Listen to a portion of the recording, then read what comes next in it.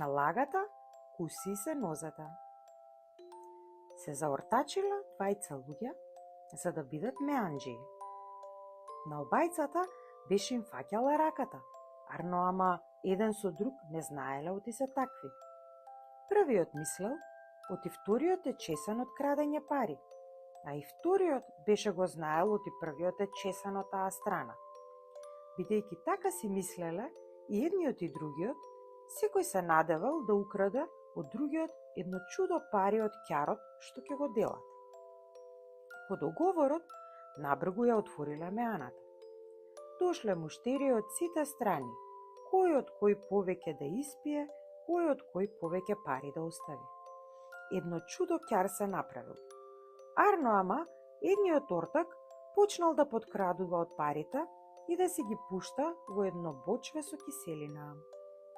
Сетики, си велел во умот, ортакот нема да зауши дека ги нема парите. Така, ката ден, паднувале по неколку парички во бочвето. По едно време, и другиот не паднал подолу. И тој почнал да пушта од паричките во истото бочве, велејќи си: од каде ќе му текне на ортакон да се посомнева во бочвево? Ете така, обајцата си правеле ката ден, а бочвето си се полнало со парите што ги беа собрале ортаците од муштериите во меаната. Работеле, печалеле цела една година и голема купувачка и продавачка направиле. И тоа купи едно, продај две. Чумки виното го купувале за грош, а го продавале за 2. А ракијата ја купувале за 5 гроша, а ја продавале по 10. Ете толку многу печалеле, па дошло време да се слагаат за да си го делат ќарот. Викнале и луѓе од деснавот. Арно ама, откако преслагале, виделе оти добивка немало. Чумки така испаднала работата. Наумиле да се делат и да го растурат ортаклакот. И почнале да се делат. Едно тебе, едно мене. Се што имале од стока и од пари си разделиле. Кога му дошол редот на бочвето со киселина да го делат, запнале двајцата да го сакаат.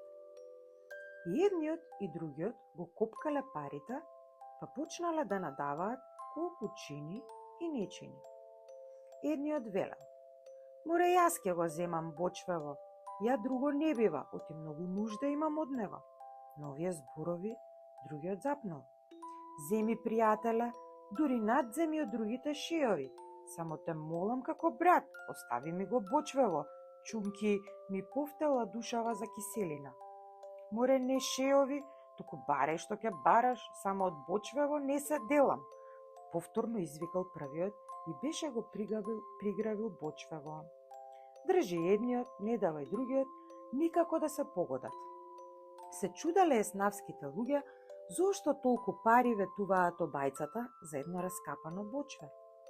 Се обиделе да ги смират, го кандисувале едниот да попушти, навалувале другиот да се согласи и да се откаже од бочвето. Ама ниту едниот попуштал, ниту другиот. Двајцата запнале, да припаднале. Моје ке, та моје ке. Во тој час му притекнало на еден од еснафлиите и посегнал во бочвето да види што има внатре. Кога видел, што ќе види? Полно со пари. Трајте бре, браќа, трајте и не карајте се. Оти ќарот ви бил во бочвево. Извадете си ги парите и делете си ги. Ортаците многу се усрамиле дека излегло на виделина оти обајцата биле арамии што краделе еден од друг. Затоа народот убаво си вели: арамија сеедно си краде, а богат или трговец не може да биде. Други пак велат: на лагата куси и се нозата. За повеќе интересни приказни, бајки и сказни, како и за поддршка и подобрување на каналот, ве молам стиснете subscribe.